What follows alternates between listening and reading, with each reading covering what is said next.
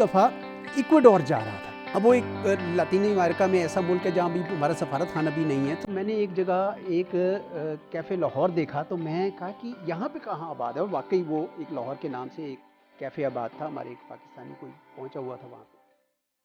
हमारे लोग कहाँ कहाँ नहीं गए, जापान से लेकर अर्जेंटीना तक हर जगह पाकिस्तानी पहुँचे हैं।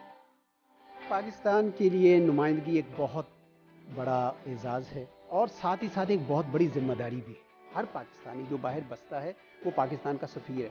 हमारा किरदार है और कौल है, वो सब का सब जो है वो ऐसे होना चाहिए कि लोगों को ये महसूस हो कि वाकई पाकिस्तान जो है तमाम बैनुल अक़वामी दुनिया में अपना एक ऊंचा मकाम हासिल करना चाहता है। मैं तो ये समझता हूँ कि जहाँ आज पाकिस्तान खड़ा है पिछले 70 साल में, उसको अगर मवाजना किया जाए 1947 के हवाले से, तो यकीनन ये एक मजबूत और तवाना पाकिस्तान है।